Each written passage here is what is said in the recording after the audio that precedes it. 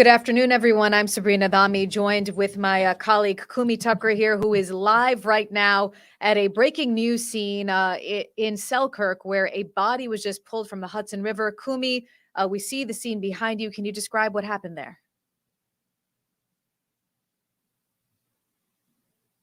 All right, I think unfortunately we just lost Kumi's signal. I'm going to put up some of these images that Kumi and her photographer sent over to us.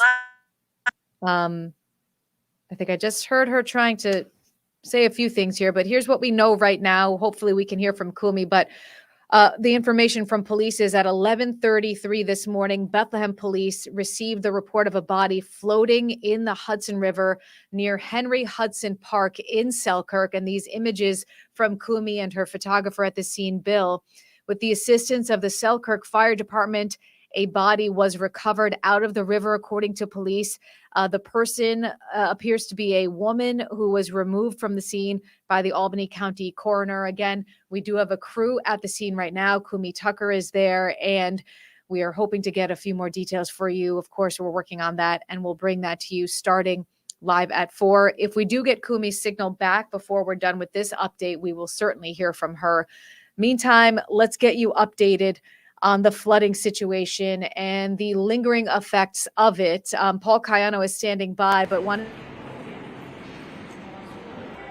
to first remind you that Amtrak trains are still canceled from Albany going south into New York City. This is, of course, because of the damage to the tracks in some spots along the way. We are hearing, my colleague Stella Porter's working on this, that Trailways is increasing bus capacity, leaving from 3 locations in Albany and Rensselaer to help alleviate this. So she spoke with some people at the station who have just been stranded, trying to get back to New York City or have pressing reasons to get there. So she is working on an update on that. Also, a few more images coming in of the sheer flooding. Look at that, an image from West Point downstate where cars just submerged in the flooding over there. And one more image to show you. This is an aerial view of Vermont with the floodwaters just rushing over there. We got an update from the Vermont governor a short time ago where they are still in a state of emergency there. Dozens of roads still closed, 120 water rescues, more people still being waiting, trapped in their homes because of floodwaters, hoping to be rescued very soon by rescue crews. I see Kumi Tucker back with us now. And Kumi, we shared a few details, but can you tell us a little bit more about what's happening in Selkirk right now? Yes, Sabrina. So we got a briefing from the Selkirk fire chief recently. He did say that they got a call this morning from 2 different boats saying that they had seen a body in the Hudson River here behind me, that the body appeared to have been wearing a life jacket. It turns out that that was not the case. In fact, once they had pulled that body from the river, they found that the female body, a black female body, was not wearing a life jacket, in fact. But they sent the boats out there. They were able to recover the body. The conditions out here are not good. There's been a lot of rain, as we know, recently, a lot of flooding, and the water is brown. It is moving fast. It is very high. The river is high, but they were able to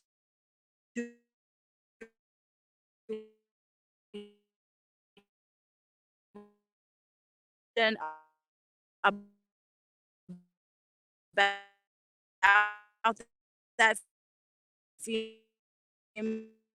and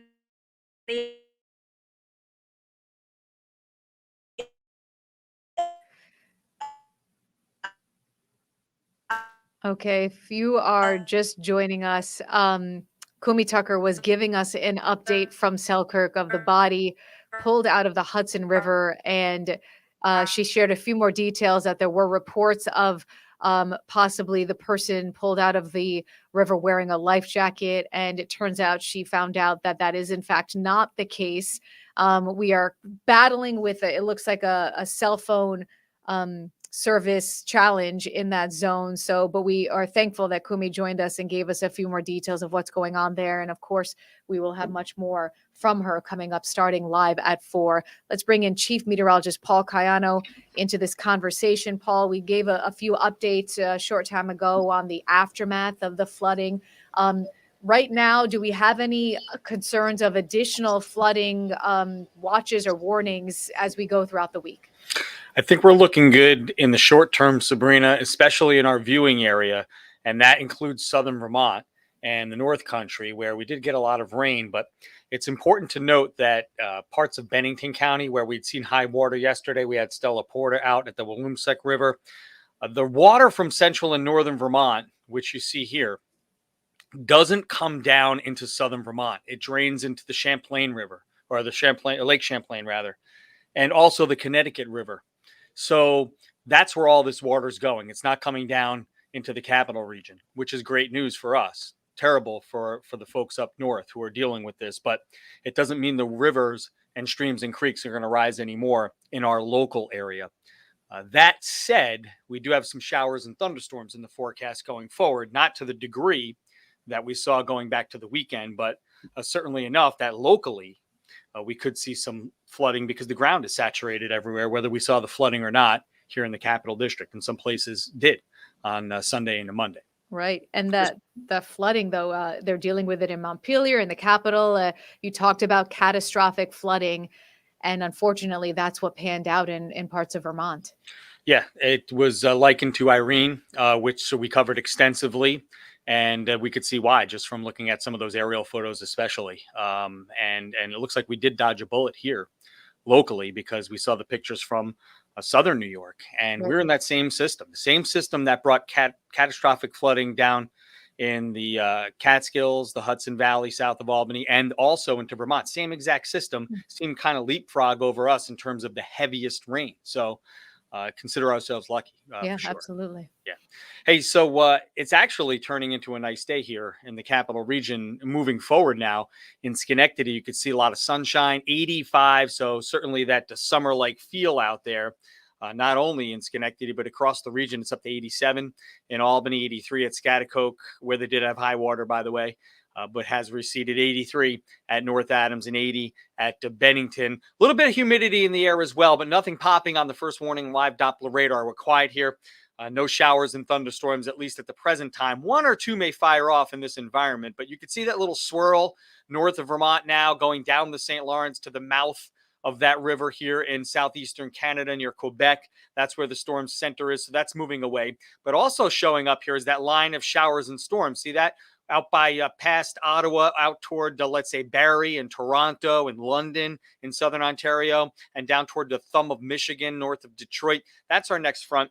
As it approaches, we do increase the chance at a couple of showers and thunderstorms tomorrow, but an even better chance at more of them for Thursday, and some of these could be on the stronger side. So it looks like a good day today. I think we'll get through. Generally dry. It's going to be hot, middle and upper 80s for most of us with some humidity in the air, but the hour-by-hour forecast will show just one or two isolated storms popping late today and this evening. I don't think these will be strong or severe. And notice things dry out tonight. A few more showers and storms firing tomorrow, but you can see the coverage is minimal. So more of us just staying dry again tomorrow. It's Thursday that I think will have an increased chance and an even more humid environment with some energy coming through that more of us see some of these showers and storms. Look at that, 1:45. You check your race cards. Post time's probably around noon on opening day at the track. Thunderstorms are in the forecast, not only for Saratoga Springs, for parts of the capital region, up and down the Hudson Valley and across the Mohawk Valley and into western New England. So while this won't be an all-day event, it looks like a lot of us by the end of the day Thursday will be dealing with at least some showers and thunderstorms. So it looks like the next couple of days will continue to dry out. 87 with lots of sunshine today, 64 tonight. As we get into the day tomorrow, back to the mid 80s with a 30% chance of a shower and thunderstorm. But notice how that chance goes up as we get into Thursday. And with this weather pattern that we're in, we'll have to at least continue the chance of a few showers and thunderstorms into the weekend, Sabrina. Any chance that the Thursday forecast could improve in the next day, or do you expect it to potentially just get worse? Well, it looks like we're going to have some energy coming our way. There is a couple of computer models. There are a couple that are saying it's going to wait until after dark Thursday. A couple bring it in sooner than noontime. So we're going with the middle of the road right now, which means peak heating, the best chance for thunderstorms. So I'm thinking that it'll probably stay put where we have it, with at least a few showers and thunderstorms on Thursday afternoon. Hold on to your fascinators, huh? Right. Better. Right. Paul, thank you very much. We'll see you live at 4. Okay. All right. That is your 13 Now update on this Tuesday afternoon. I'm Sabrina Dami. We have the very latest, of course, starting live at 4 on News Channel 13.